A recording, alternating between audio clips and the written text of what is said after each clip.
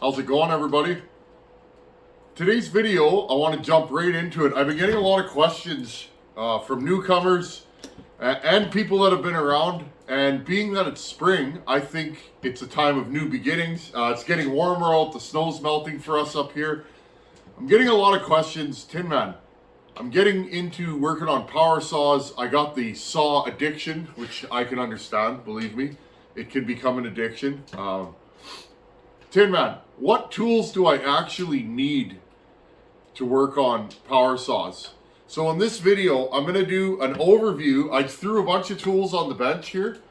What do you actually need to work on saws? Just do basic repairs. And then what do you need to modify saws?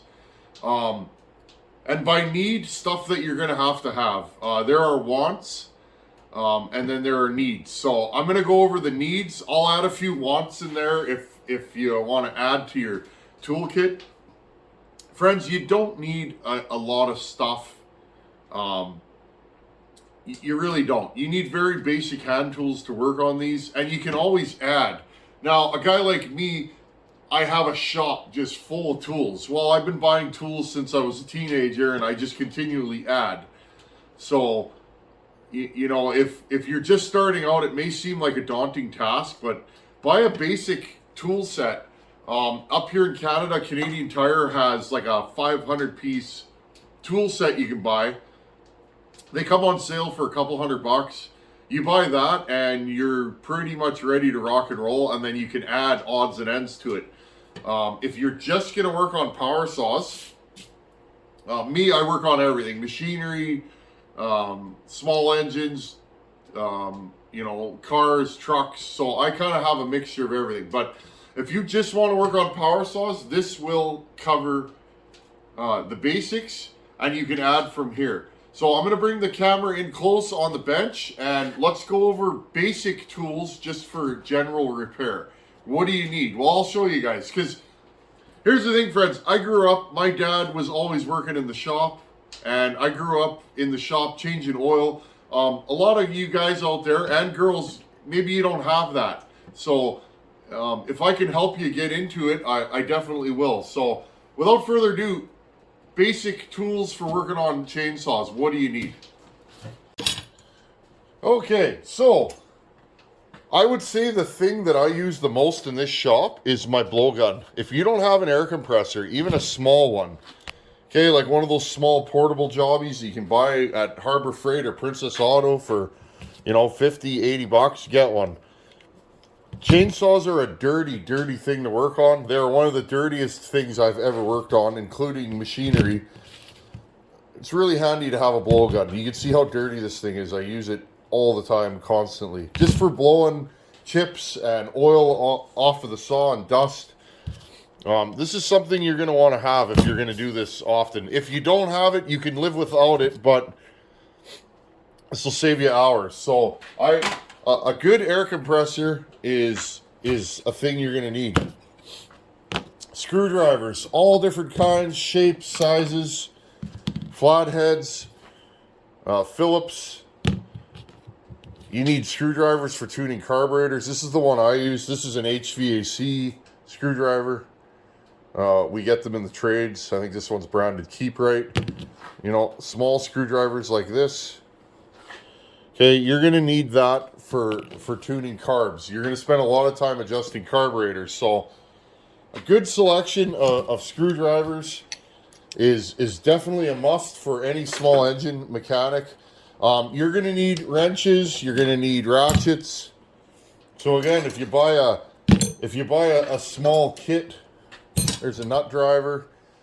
Buy a kit that kind of has everything in it. A several hundred-piece kit, and that should get you off to the races. Standard and metric is good to have. Okay, so, basic hand tools, you're definitely going to need those. That probably goes without saying. Again, all this stuff is available at places like Harbor Freight, Princess Auto. I'm in Canada, so Canadian Tire. These 2-jaw gear pullers can be really handy if you need to take a flywheel off, which again is something you're going to do pretty often if you're doing crank seals and stuff like that. So you know, get a couple of 2-jaw gear pullers. Again, you can buy these on sale for like 10, 15 bucks. And you'll have them. I've had this one for 20 plus years. It's been used and abused. And so gear pullers are definitely something I recommend. You know, pliers. Again, I'm covering the really basic stuff. Different pliers. You're going to need tools for doing electrical work. A lot of these old saws have broken wires and things of that nature. You can add a good soldering iron. This one's old school, but if you guys have been around here, you know I'm an old school kind of guy. Okay, so a good selection of pliers, because often you're going to be going into places that your fingers don't fit. Small engines, friends, if you've never worked on them, there's a lot of tight little spots. And often it can be hard to get your hand in there and reach what you're actually working on. So, okay, next, buy a set of brushes. These are brass and steel. You can get plastic brushes. I use these all the time for cleaning and scrubbing. Cases of brake clean go through this shop, and you know, for cleaning. So you're gonna need brushes and brake clean, stuff like that. Okay, and you're gonna go through a lot of this, so buy multiple bottles. Every saw that runs through the shop eats at least 1 bottle of brake clean. So I'm constantly buying this stuff, and that's what I use for cleaning up saws. That way the gaskets will stick properly. A good soft mallet or dead blow hammer. Here's a dead blow. Okay. You guys can see I use these all the time. I use this one here. When you replace bearings in a saw, I use this to smack the ends of the crankshaft. This is actually copper. Okay, you can see the end of it. It's like chrome-plated copper. I can hit the end of the crankshaft without damaging it. That relieves your end play when you put a crankshaft in. When you get a crankshaft and you put the 2 halves together of the crankcase, you'll have some side load. So what you do is you whack each side, and then it'll free it up so it spins freely. Okay, so you gotta have this kind of stuff. I wouldn't survive without it. And whatever, when these get broken, I'll replace them or get new hammers. So, piston stops. I would buy one of these if you're going to be porting. This stops your piston in the same place in both directions, so that you can zero out your timing wheel. Okay, now friends, I get asked about timing wheels. This one I bought locally. I'm sure they're available online. Get a timing wheel that's fairly small. This one's actually too big. It's about 9 or 10 inches. Okay, get the smallest timing wheel you can find, and try and find one with a small hole in the middle. This one has a big hole. It's a little bit of a pain at times, but it's just what I use. I like a timing wheel. This one, see, top dead center is marked. It starts at 0, marks its way up to 180, and then it starts counting down from 180. That's the one that I like, because working on 2 strokes, the upstroke, you know, the upstroke is 1/2 of the equation and the downstroke is 1/2. So I kind of like it broken into segments of 180, if that makes sense. But any timing wheel that has timing marks on it will work, okay? I get asked this all the time. This one's super heavy, and you don't need anything like this. In fact, friends, if you don't have a timing wheel, that one's printed off and it's on a piece of cardboard. If you go back on my channel, I did many saws with this. Many saws, okay?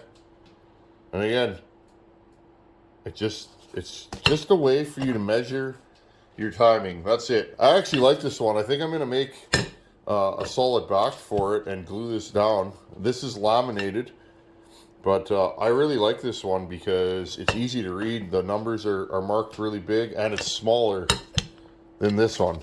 Okay, so again, friends, print these off. Go online, go timing wheel, and you'll find a file and you can print it off. This one's for a Laverda, which, if you guys aren't into bikes, Laverda made really cool bikes in the 70s. So that's why I printed that one off.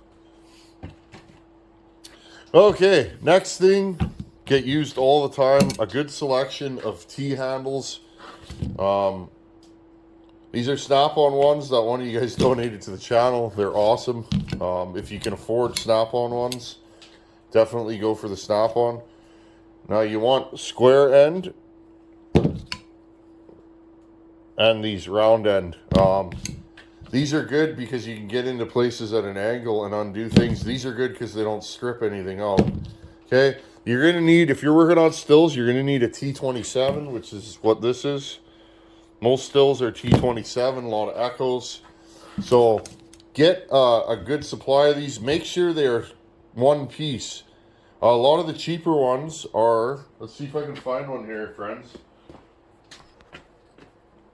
I started out with those. Buddy gave them to me and I was using them. Don't buy these cheap ones. These are Princess Auto ones. Probably Harbor Freight is the same ones. Don't buy these because this is just a straight shaft that's cast into this plastic. And what happens is if you reef on it, you just shatter the handle. So if it's all you can afford to start off with, go ahead and buy these, but they are going to break, and they're going to break when you need them and you're working on a saw. So I also have these ones. Again, were sent to the channel kindly by a viewer. These were bought on Amazon, Eklund brand. I've been using these for about a year and no problems with them. The ends aren't rounding off. They're super heavy duty, so if you can't go Snap-on, look for these Eklund ones. After a year of use, and I mean, I got hundreds of hours on them. These ones here are super quality, and I don't think they're big dough either. So, okay. So T-handles, you see us using them. They work good. Loctite, this is medium strength. Don't use the high strength because you got to heat that to get it out. I use this. Every saw that comes through here has Loctited fasteners. That way they don't rattle loose. You can see these bottles last a long time. I've had this one for years. It's not even marked anymore. So this is Permatex blue medium. I can't remember the number of it. So good stuff to have, because you know what will happen, friends. You go to the wood pile with somebody else's saw, you run it, and then you look down when you get it back in the shop and you're missing a fastener, and now you can't find it in the wood pile. So definitely good stuff to have. One more thing, if you're working on stills, this is a still crankshaft puller. It threads into the center of the crankshaft, and then you screw this in, and this applies force to the end of the crank. Sometimes you give it a little whack with your mallet. All right, again, another use for this. Sometimes you got to give it a little whack with the mallet, and that'll bust it free.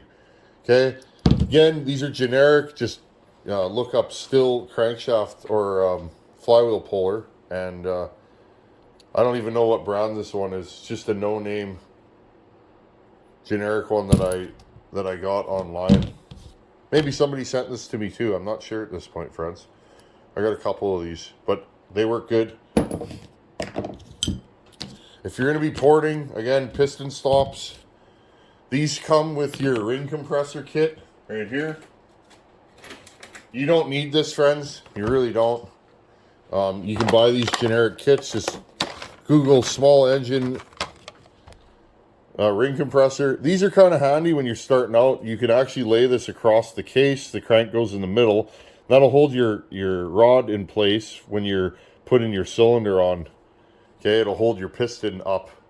Okay, and again, these go around the piston and compress the ring so you can slide the cylinder on. I never use them anymore. I just use my fingers, but to each their own.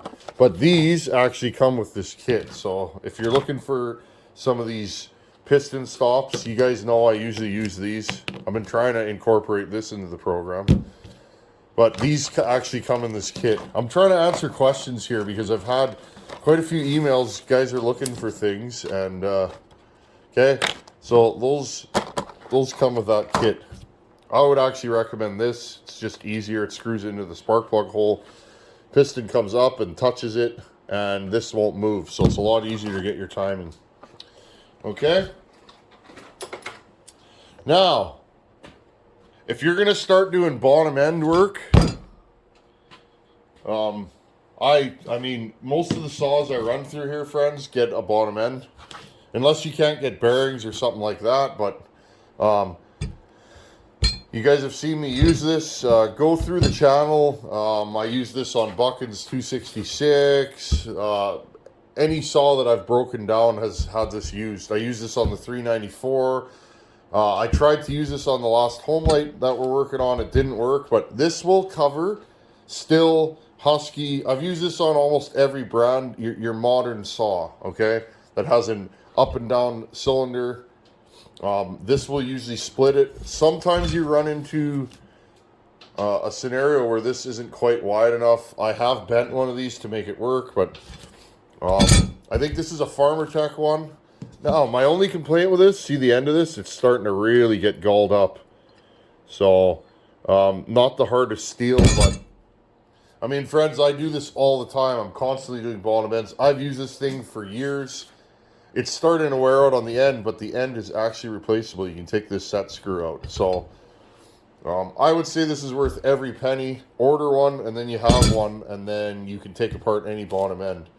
So, this is definitely, if you're going to be a chainsaw mechanic, buy one of these, because you really, I mean, friends, you do need a heat gun or a torch. I use a heat gun. You can take bottom ends apart with a heat gun, but usually what happens, the bearing gets stuck on the crankshaft. And then you got to use a series of pullers, or I've used a die grinder to cut a bearing that was stuck on a crankshaft, but this is just a way easier deal. Push the crankshaft through the bearing, then heat the case and pop the bearing out. That way you won't damage anything. So I think these are 50 or 60 bucks. Like you can't go wrong. Another thing I go through a lot of in this shop is Scotch-Brite. You can use this to scuff cylinders. Alright, if you want to deglaze a cylinder, okay, you can use it in the cylinder to deglaze and put a nice finish. And then, as you guys have seen, if you want to go to the next level, buy these Flex Hones. 320 grit silica carbide is what I use. That's what they recommend for Nikasil. And these will save you a lot of cylinders and a lot of trouble. Basically, we hone cylinders, friends, to if you have a Nikasil cylinder and it's glazed, i.e. it's shiny, okay? If it's shiny, the rings often won't seat, and you'll have a saw that doesn't break in. Not so much of a problem if it's your own saw, but say, what if you mail the saw across the country? The guy's running it and it doesn't break in. That could be a problem. So I recommend honing cylinders for that reason, okay? To get a finish like this on it.